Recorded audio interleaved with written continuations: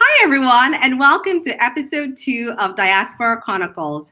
My name is Muloongo Muchelemba, and I am the founder of Ongolo.com, a Pan-African website whose main objective is to keep Africans connected and engaged. I'm absolutely thrilled to have on today's program Dolapo Oni, who is a Nigerian who now calls Canada home. So Dolapo, welcome to my program. Thank you for having me, Muloongo. Thank you so much for agreeing to come. It's so great. Dolapo and I connected on Twitter, and we've been talking for many years. So this is the first time we're actually talking, well, virtually, but it's great to finally connect. Exactly, same here as well. It's good to finally put a face to the name and actually talk about Africa. Yeah, thank you so much. So I thought we'd kickstart the program by just getting a sense of who you are and what you do and whatever you want to share to the world. Okay. My name is Dolapo Oni, and I'm national. I'm from an ethnic Nigerian in the Yoruba tribe in Nigeria, and I've lived in Nigeria most of my life. My professional life has been mostly in asset management, banking, and then in energy research. Um, for the last, say, about 14 years before I decided in 2018 to leave Nigeria for Canada. And in Canada, I decided to switch careers and I'm focused now on wealth management. So managing money for wealthy Canadians. I still keep an eye on the energy sector and I still lend my expertise to companies back home in Nigeria and across Africa on energy, oil and gas, power, renewables, and so on. So Okay, that's me in a nutshell. that's fantastic. And actually, when we first connected, I was asking you about, I think it was an energy research report in Africa, and you were really great. So this is a Pan African show. A lot of people don't know Nigeria. I'm fortunate enough to have been to Lagos once in 2015, a few months before Goodluck Jonathan lost power. So it was an interesting time in Lagos. It was really great fun. So I thought that we could start the show by you just telling us about, what makes you proud to be Nigerian.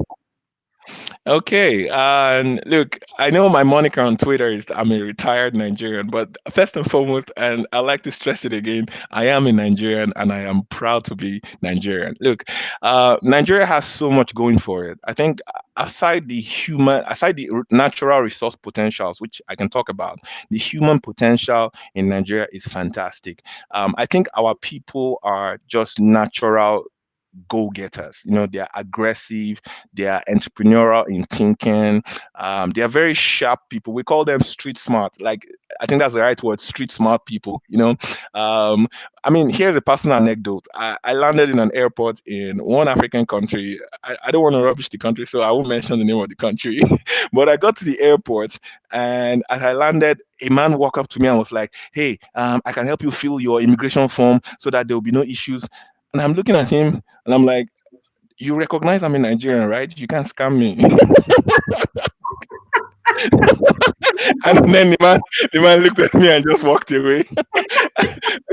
I guess it's a scam he's done before for a lot of people who were landing in the country for the first time. And I was like, "Look, I'm Nigerian. You can't scam me." And I've had the same experience here in Canada as well, where someone calls me and it's like, "I'm calling from the tax authorities. We sense that you might have some issues, blah, blah, blah. You're going to be facing some penalties." And I'm like, I understand this strategy. Number one, first and foremost, I just landed in this country. I'm not even registered with the tax authorities yet, so you can't scam me. You know, I think our people are just naturally street smart. I like the fact that we also have a lot of potential, and we can see that happening already in music, in entertainment. Anywhere Nigerians go, we have that natural ability to stand out because we're very confident. Some people will say it's arrogant, but I think it's just our confident nature. We're not scared to take on anybody or any other nationality. I think I really love those about Nigeria. Our culture is also very rich. We have the opportunity of having diverse cultures, diverse languages, which when they all come together really contributes a lot of fun, to Nigeria. And then there's all the mineral resources, crude oil, gold, and so much that you can find in Nigeria. So I'm proud of Nigeria in many ways. Okay, well, let's flip the coin because what are you less proud of? And I know when I first posted that I was interviewing you, someone on Twitter said this is going to be a Nigeria bashing session, and I was like, God, I hope not. The whole point of my website is to make us proud of Africa. So, but let's be honest. What are the things that you're not so proud of? Well, I think there's so many as well too, and like you said, I don't want to make it a Nigerian bashing session because the fact is, I'm still highly connected to Nigeria. I'm still excited at the prospects of Nigeria becoming, a first world country someday. But one of the things that is really frustrating for me is, especially because I've been in the energy space, is the fact that Nigeria has sat on the same level of oil production for say about 30 plus years. We've been producing 2 million barrels for 30 plus years, and the fact is, as a country, we have 200 million people. We have a lot of mouths to feed. And don't forget, sometime last year, we were also declared as the poverty capital of the world, which is something you find really difficult to merge with the fact that Nigeria is also the richest, Yeah. So how does also that the work? richest. So how does that all that work? And then you also look at the fact that, okay, we've been in OPEC. You had all these other Middle East countries in OPEC who were nowhere near Nigeria several years ago, and today they are well ahead of Nigeria when it comes to standards of living, because they've been able to use that oil wealth to actually translate into something better for their economy, and we haven't been able to do the same. Our power sector is still really down. We don't have consistent power. Our healthcare sector has been shown up by this COVID pandemic as well. And then the educational sector, there are still a lot of issues, despite the fact that we have some really brilliant students that come out of our educational system. The fact is, there's still a lot that needs to be done in that sector. Constant strikes, prolonging education. There's a lot of things to be frustrated about, but again, that's not my focus. It's home. But actually, I'm going to mix things up a little bit and bring this question forward because you've touched Okay. on it. Right? You can be the richest country in Africa, at least on paper, but also be poverty central. And then, like you say, there's no electricity. So when I was in Lagos in 2015, and I stayed at Intercon in VI, the power went off maybe 20, 30 times, and I was just in the hotel in the evening to sleep. And because the genset, there's a delay between the genset kicking in. Like you could literally tell every time the power is going off. And then you see these monster gensets that power every building. And the thing that really got me was the lines to get fuel. So I had to leave to catch my 10 or 10:50 p.m. flight back to Joburg like 6 hours before, because they said between the traffic and the lines to get fuel, you will not make it on time if you leave like Yeah. 3 4 hours before like normal cities. So what is the deal with Nigeria? I find it hard to connect the wealth of the country and the realities on the ground. Like what has gone wrong? Okay, I mean, so there are so many that you can point to, and see, I think it starts with how we've sort of structured the economy. To a large extent, the realization that we had all that crude oil wealth, and the government didn't have to tax the people as much as they needed to tax the people, or like you would see in other developed countries, ensure that we were sort of insulated from government in a way where we allowed government to do whatever they needed to do with oil wealth, since as long as they don't come and bother me for taxes on my own income, they should do whatever they want to do with oil.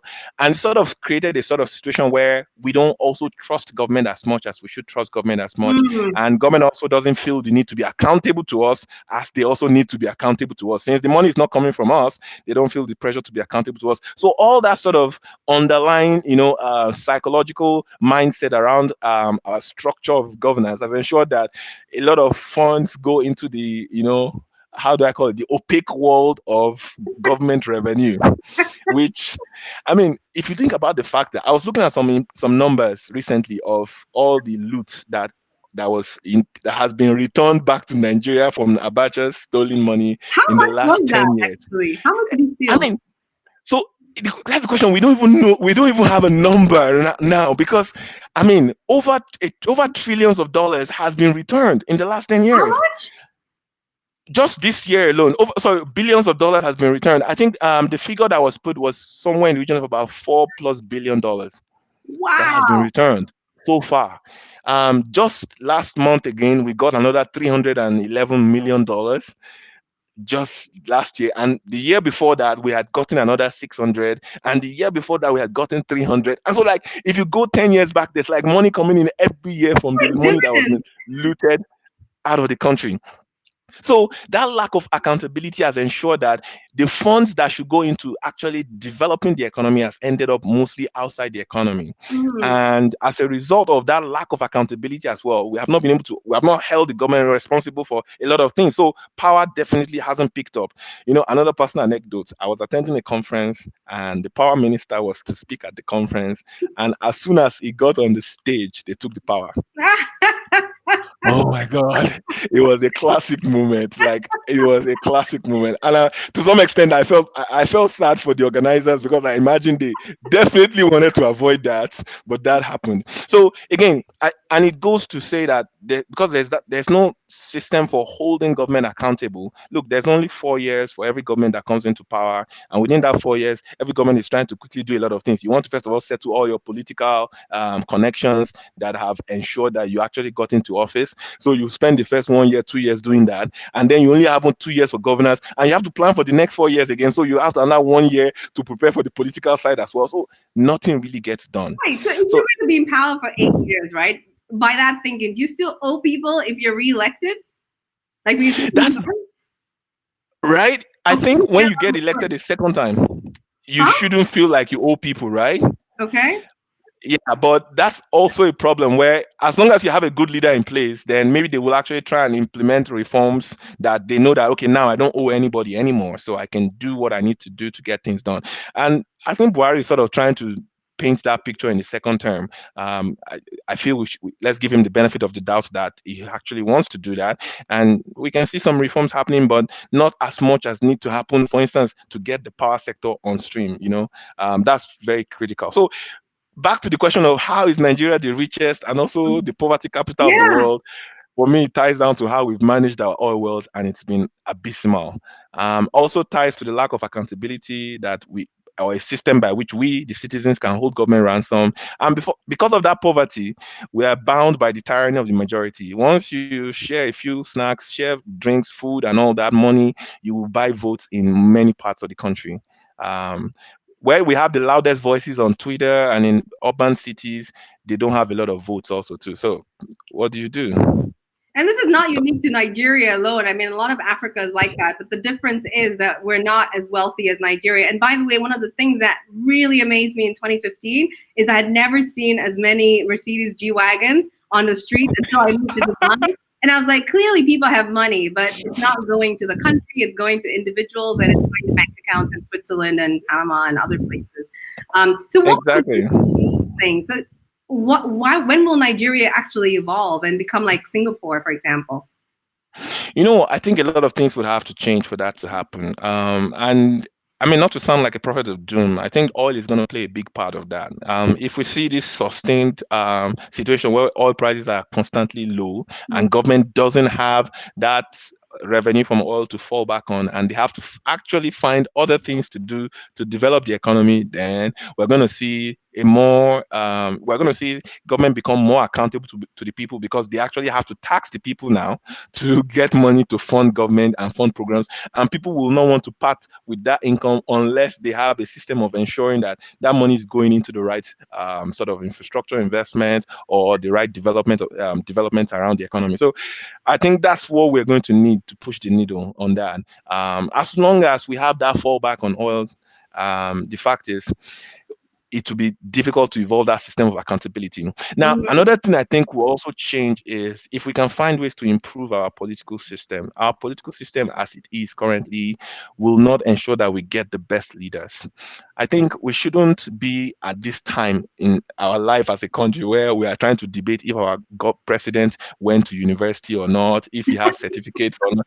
And we spent a lot of time on that question, on that debate, and we shouldn't be at that point in time. We shouldn't be not as the richest African country. We should be talking about, presidents that have backgrounds in both the public and the private sector, who understand your struggle as a business owner trying to get capital for your business, at the same time understands the limitations of government when it comes to attracting capital into sectors, so they can actually develop policies that, embrace both sides of the barrel. But That's not where we are. So we need that sort of change, get more people who have been on both sides of the debate to see that, okay, we need to do this so that we can actually develop Nigeria. But I think as it is currently, as long as we keep producing just people who come from purely political backgrounds just to come and lead the country, it's going to be difficult to see that change.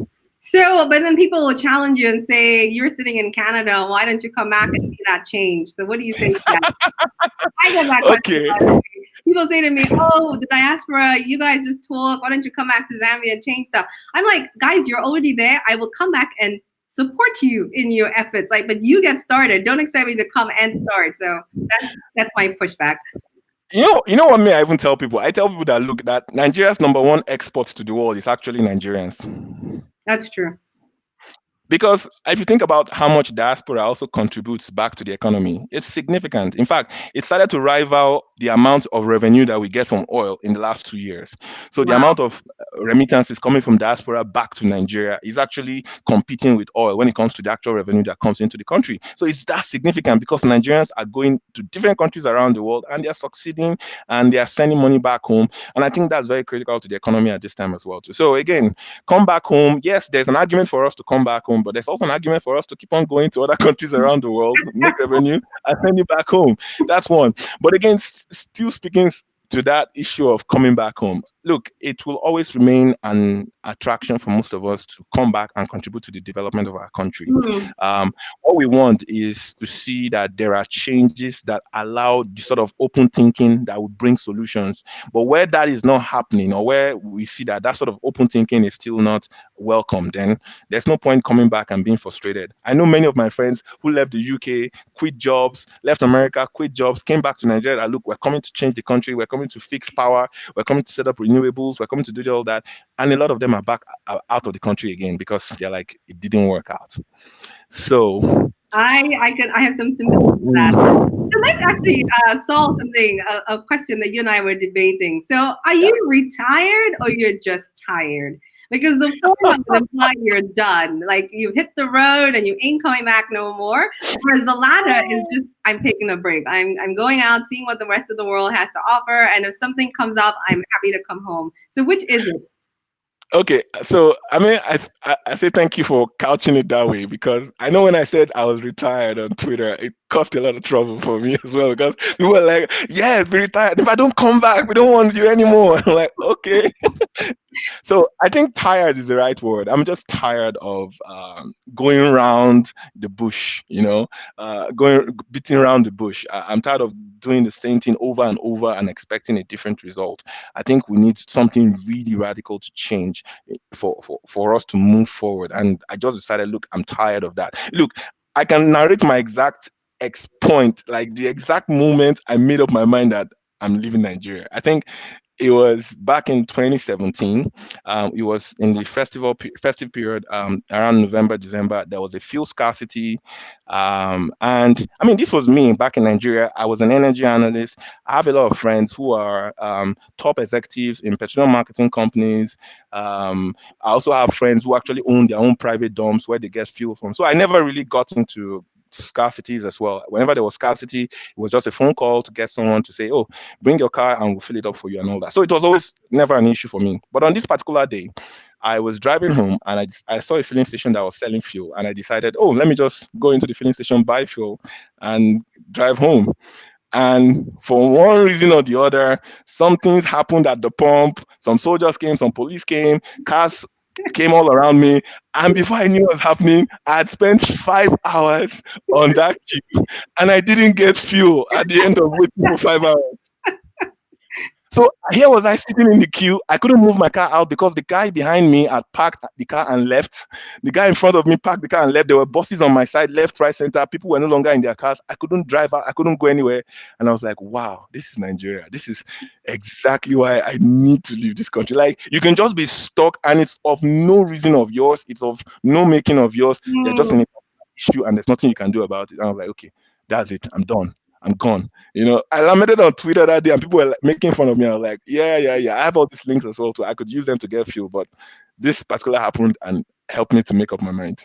Oh wow. So before we go into, why you left and everything, I mean, where you went to, can I just check with you? What do Nigerians think other African countries think of them? And I mean, you You mentioned know, earlier that when you go to countries, you say, "Oh, you can't scam me. I'm Nigerian." Implying that we think something of you. Like, let's just get this out of the way. And it would be great if there's oh people from boy. other countries who can jump in here and help me. Okay, so again, another personal anecdote. I was speaking in India sometime in 2016, and I spoke at a conference, oil and gas conference. There was an American speaker beside me, and after the conference, we met outside for coffee, and he was like, "Yeah, so you guys gotta stop that Nigerian Prince thing," and I'm like, "We are at an oil and gas conference.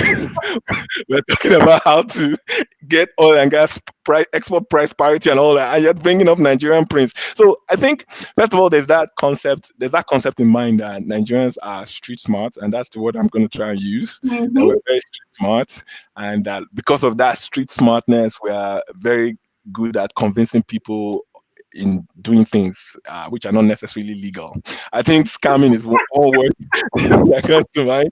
Uh, but again, more importantly, I think a lot of Africans also see Nigerians as rich people. So, I mean, I have experiences of walking on streets in some other countries. I remember I was in Cote d'Ivoire, and two people were like, "Hey, Nigerians," and I was like, what exactly is this hailing about? So I think there's a mixed concept out there. There's people that don't like Nigerian African countries that don't like Nigerians because they feel of because of that street smartness, they think we're out to scam them, or they think we're going to sort of use that street smart to get the better of them. And then there are those that just see us as really arrogant or just aggressive people. We're not laid back people, we're very aggressive go-getters. We pursue what we want and we go after it, and that clashes with cultures of some other Africans. But there are those that also appreciate our entertainment value. So they see the music sector, they love our musicians, they love our actors. I remember I landed in Kenya one night, late night, coming back from going to the hotel from the airport, and the taxi driver was asking me if I know Ramsey Noah. That wow, that he watches a lot of Ramsey Noah movies. That Ramsey Noah is so good an actor. That do I know him? I was like, no, I don't know him. He's an actor.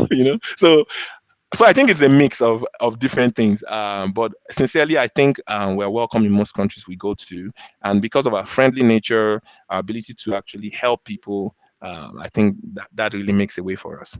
Oh, that's great. So you mentioned in 2017 that you decided that you were going to leave Nigeria. So why did you choose Canada? Okay, and in case there are any of my Canadian friends watching, I don't mean to break your heart, but can I say that UK was my first option? Why? And I mean it's pretty clear because number one, UK is 6 hours from Lagos. It's like we call it our backyard. We call London our backyard in Lagos because it's easy to just jump on a plane and get to like Lagos from London. There are constant probably like how many flights a day between Lagos and London. No. You can easily jump on a plane and get to Lagos. So UK was always an option. I'm also an Arsenal fan. I like soccer a lot or football, and UK would be fantastic to be in a city where you can just go into the stadium, watch football, and more importantly, for work purposes. I think our education, our work experience is recognized a lot more in UK because this system is quite similar. So it's easy for you to move from banking in Nigeria to banking in Europe or banking in UK generally. But Mhm. Canada doesn't have that same proximity either to Lagos, to Nigeria, or understanding of our work experience as well too. So it's different. But the reason why, because of course the healthcare is fantastic. The In terms of some of the racial issues that you see in America, you also don't have that in Canada. Canadians are really nice people. The economy here is very open. There are like several cultures from around the world who have made this country their home as well, and they're all welcomed.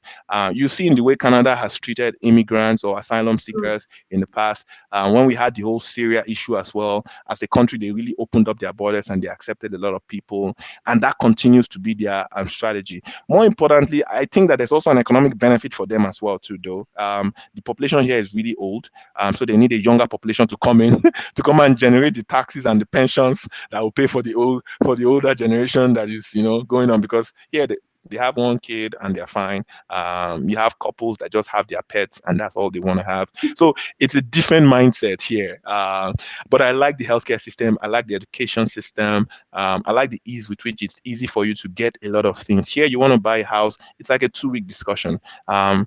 Nigeria, yeah, it's like a 2 week discussion, and all that covers even the legal, the banking. You want to get your child in school. You can either do a Catholic education, or you can do a public education, or you can do a private education. There are like all sort of systems around it that once you understand the system, you can really maximize your value from the system. But were there any cultural shocks that you experienced when you moved there? Oh, there were. Oh, there were. There were so many. And I say this often. This one happens a lot where someone is like, "Oh, my child is not feeling okay, and so I'm gonna stay back. I'm not gonna come to the office today." And you're like, "Oh, sorry. What's wrong with him? Is he having a cold?" And they're like, "Oh no, I'm talking about my cat." You know, And for me as an African, in my mind, I'm like, your child, sorry, your cat, your child, your cat, your cat, your child, And so now that's one. That's just one.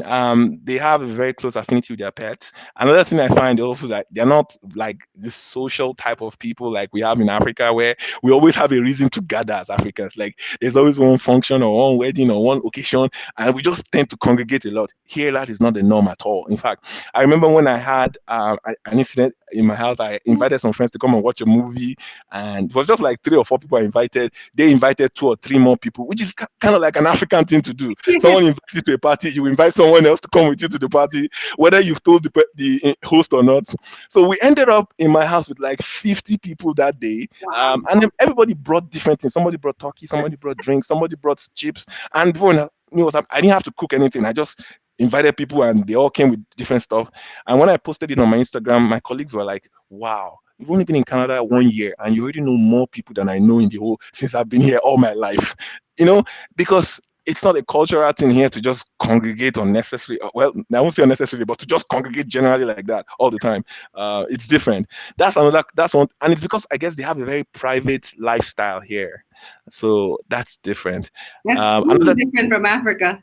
Oh, totally different. Totally Is there a different. party scene out there? Do the people go out a lot?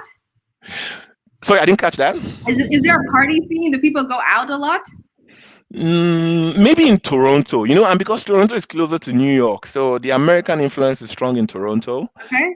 Toronto has more of that party scene, and don't forget there are a lot of like well-known, established musicians in Toronto: Drake, Justin Bieber, and so on. They are all Toronto, all citizens and all that. So Toronto has that bustling life, city life, but in Calgary, where I live, is pretty laid back. It's the oil sector that drives the economy, and every business here really is about catering to the oil sector or executives or professionals in the oil sector. So it's laid back. There's not much of a party scene, but what it has, which it compensates for, is if you're someone that likes to go out and see a lot of nature. I Mm. mean, it is fantastic. Like some of the most beautiful landscapes I have seen in my life.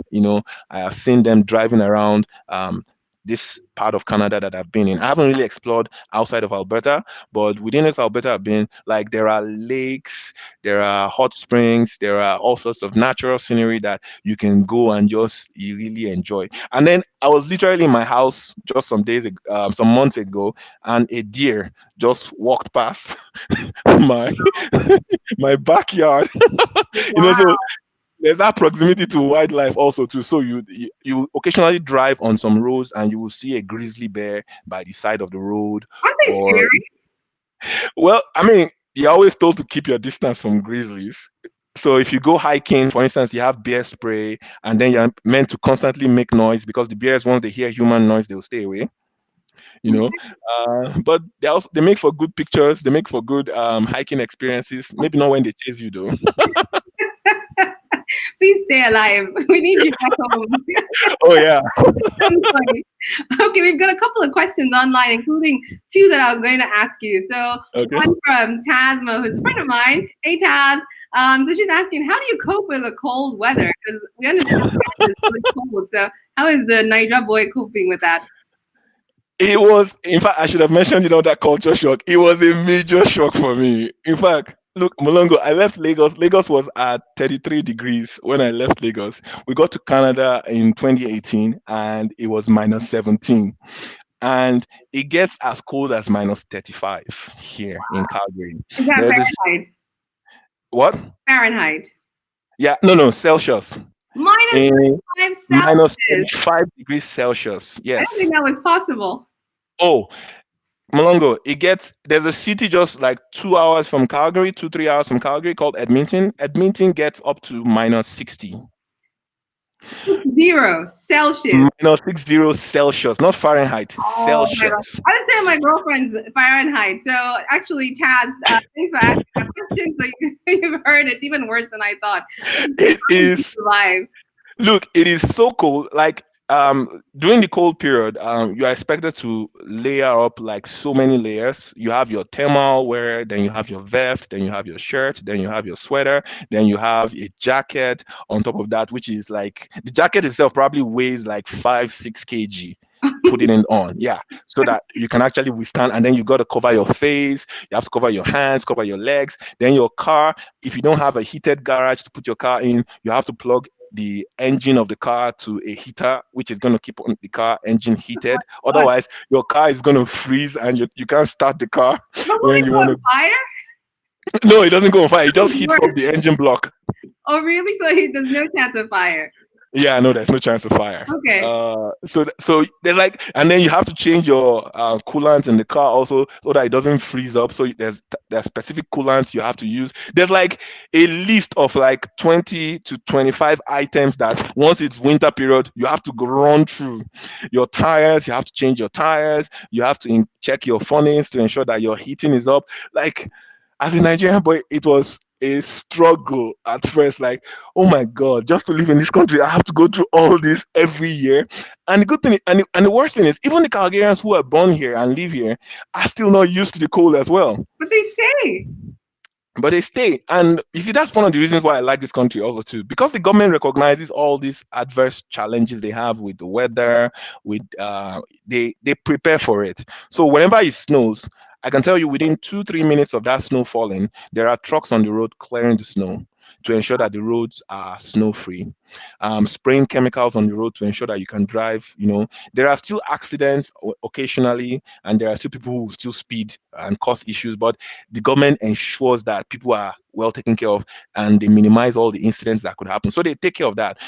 There's always power supply, gas supply. There are alternate channels to ensure that the water in the ground doesn't freeze up and you can still get water in your house. So they take care, they ensure that they prepare for the season when it's going to be that cold. And then there are typically no issues. You just go through it and minimize your outing as much as possible. Wow. Well, here's another question that I was going to ask you. So this is my friend Judy. Thank you, Judy, and Taz for always participating in the show. So the question is, process-wise, how easy was it for you to emigrate to Canada?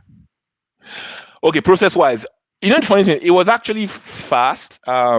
Typically, it would take 6 months, but my process took 4 months, which I found a bit surprising. And because I started the process in October, that's when I sent all my documents in with the application, and I got my visa 2017. by. Yeah, sorry, I didn't catch that. Which year? October 2017. October 2017, yes, October Okay. 2017. I sent in my application, and then you would typically send in your English test. You have to do an English test, IELTS. You have to send in your educational credentials, which will have been verified by World Education Service, WES. And then you also send in your proof of funds that you actually have enough funds to survive for 6 months. You send in a police character reference, a health report also too. You send all that I sent it in October, and by December I got my visa. Really? But okay, Yeah. so how much do you need to have like for 6 months of living how?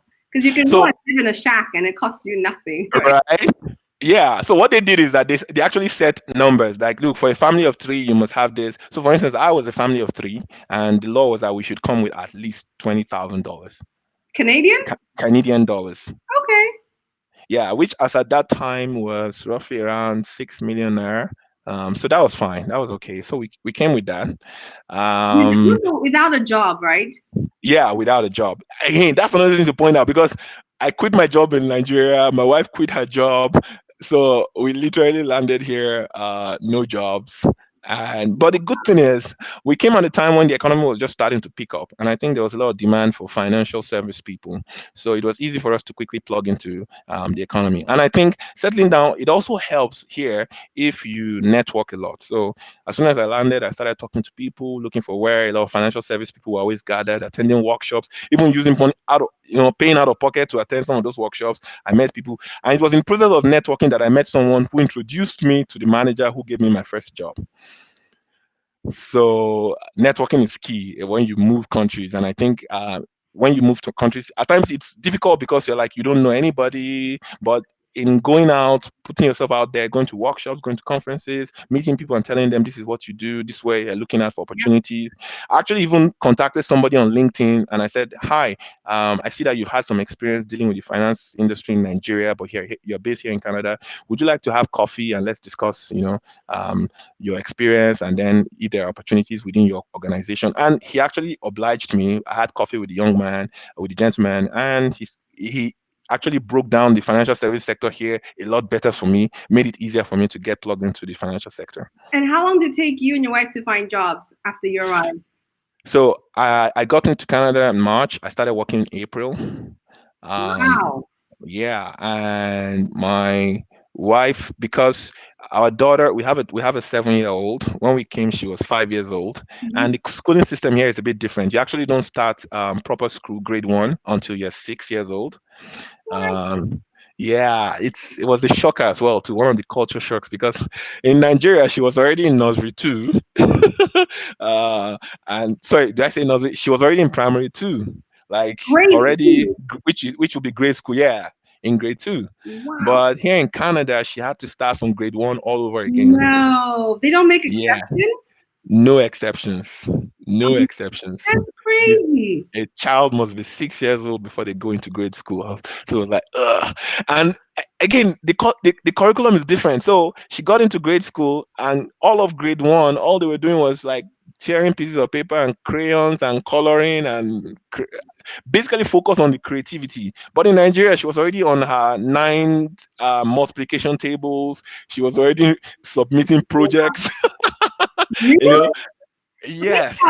We knock our education system, and yet your kid was more advanced in Nigeria than she was when she got to Canada. Yes, but you know what I think I found out is that they focus so much on the creativity in the early years of the child, and then they more than compensate for that for the in terms of the educational content by the time the child starts to get into the higher grade levels like grade 4, grade 5. There's so much focus on science and STEM, science, technology, engineering, and mathematics that the child actually overtakes the child in Nigeria who is still focused on a rigid curriculum. Oh, I see. At what age do you see that? So that starts to come when the child is around 10, 11. Okay. So Okay. what they do is that they believe in the formative years, you should emphasize on the creativity aspect. So they spend so much time on arts and crafts. I mean, they literally spend half the day in school dancing and painting crayons and all that. Since Uh, we've been working from home now, I've had time to actually look into a lot of what they do, and there's so much around pop social knowledge, crafts and so on. That's so interesting. Okay, so we've It got a is. couple of questions. So let me just run through real quick. Okay. We've got a mutual Twitter friend who's on. So Ranveer, I will investigate this problem with the internet because I know that the internet keeps going up and down. But thanks for joining us on Okay. the show. So Julie actually asked a follow-up question, and she said, do you see yourself growing old and being buried in Canada?" Hmm. Potentially, yes. Oh my God, I'm surprised. You know one thing my dad said Buried. when I I when I when understand the old bit, but buried. Like for me, I've said being buried in Zambia. I don't see myself buried anywhere else. The old, I understand, but really, yeah, you know why? My dad said something when I was leaving. He was like, and so the implication of me leaving is that the next generation of Onis are going to be Canadians, you know, and that is a strong implication because we are probably going to be the last generation of Onis who were ethnic Nigerians, you know. So, do I want to be buried in Nigeria? I mean, I'm not someone that's sentimental about stuff like that. I think if I had my way, I'd probably be cremated. So, Oh my I, God. I'm not. It could be Nigeria. It could be Canada. Let's You say it need depends. you need to work on you clearly. Um, okay, and then so Patty, hey Patty. So Patty was my first interviewee last week. So we talked about being black in Canada, and she's asked a In question. China. Yeah. Oh, being black in China. Sorry. So she's asked a question. What's the biggest challenge in terms of integrating into Canadian society? Who was instrumental in the process? Your African network, neighbors, embassy, or local municipality services? So this is integration in Canada. Okay, yeah. And I think that's a very valid question. And an excellent interview with Paddy last week as well too. Um, so I think it's a mix of both, but my African network here in Canada has been the most influential. So I mean, from getting settled and getting through the entire process of getting everything you need to do to be registered for healthcare, for education, with your banks. It's been my African network that I've had to depend on a lot. Not because the government doesn't help. The government actually has specific departments that are meant to help you. In fact, as soon as you get here, there are immigration societies that actually coach you and tell you everything you need to know so that you can get set up properly for work, for education, for schooling, for all that. And they provide you with all that information. The government also provides you with a financial support. So, for instance, if you land here in Canada and you have children, there are benefits that government will keep on paying to you for the first 1 2 years to ensure that you settle well and you don't have to worry about how to care for your children. Wow. Um, Is school free? yes, it is. School is also free. Public school is free as well Oh too. my God. Okay, are they still open to everybody coming to Canada? That's probably the next Yes, question. they are. Yes, they are.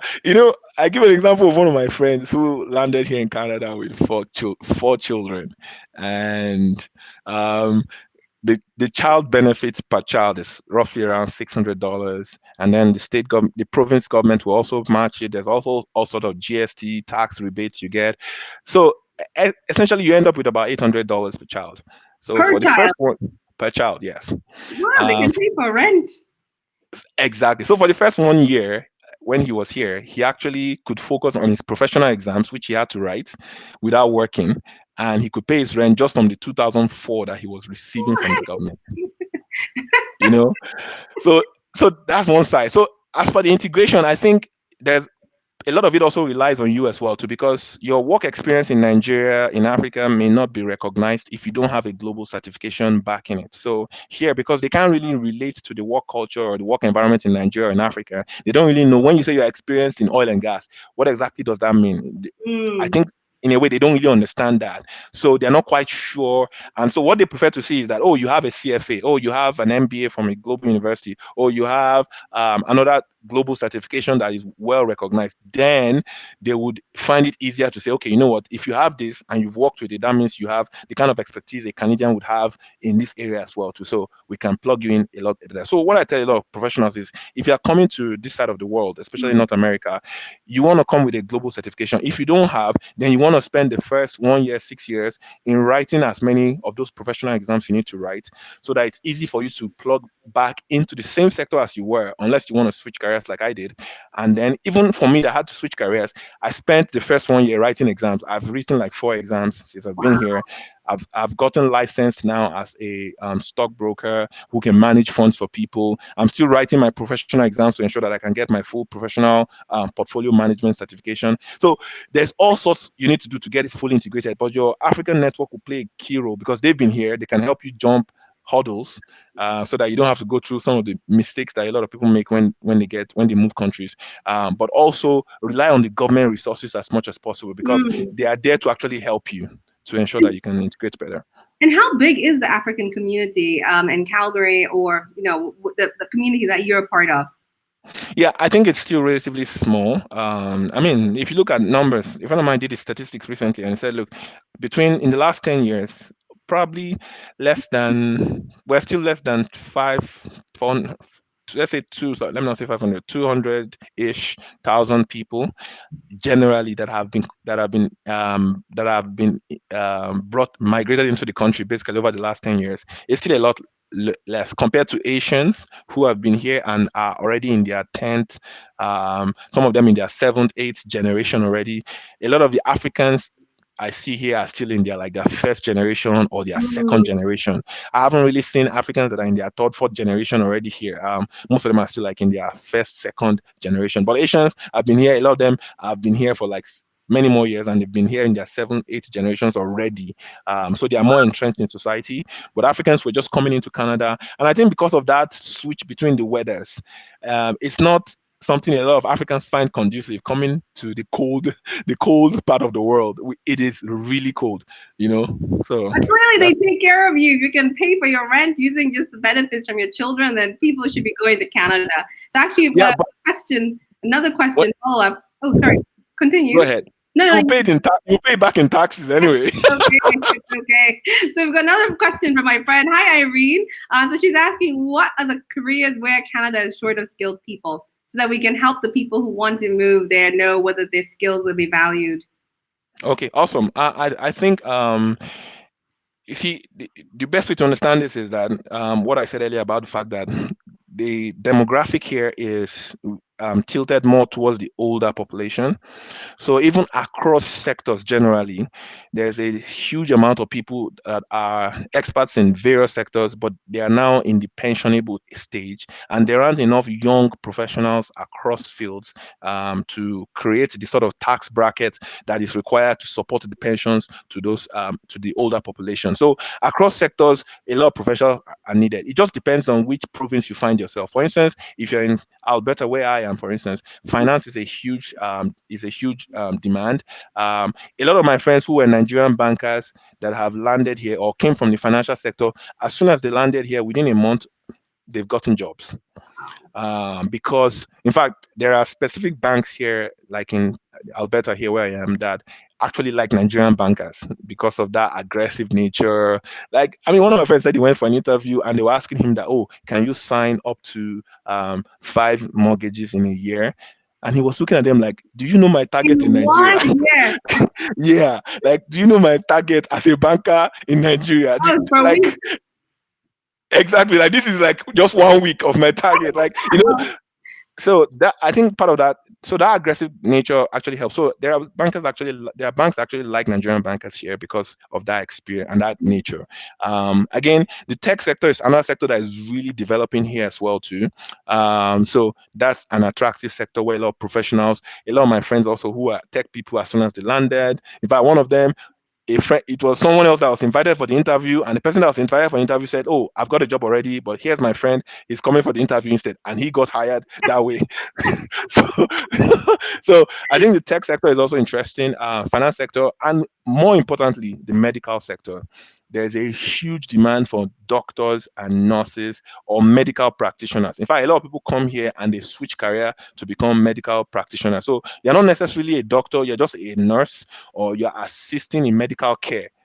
For sick people or elderly people, and that is a huge sector here because, like I said, there's a huge old population that needs to be taken care of in homes. Because unlike Africa, where our old people stay with us, here a lot of old people stay in homes and Yeah. have to be taken care of. So you need professionals in that space also too. Wow. And the nursing point is really interesting because my sister-in-law wants to do nursing. And in the past, everyone went to do nursing in the UK. So if Canada Yeah. is a shortage, and I think people need to look at that. Nursing is fantastic here as well. The pay is really good. It's comparable to what a doctor would be paid in Africa, or even better, way better. And because standards of living are really high here, even on someone who is not earning as much, who is not earning so much, will still be a lot more comfortable than a senior colleague back home. That's great. So actually, I need to give a shout out to my parents. That's my mom. Hi, mom. And my dad, because every time I do a show, I know that there'll be at least two people on watching, and my parents. So thank you guys That's for always fantastic. supporting me. And so one more question from Taz. She's asking, have you experienced any prejudices? Okay. I think it's really subtle here, if at all any. It's subtle.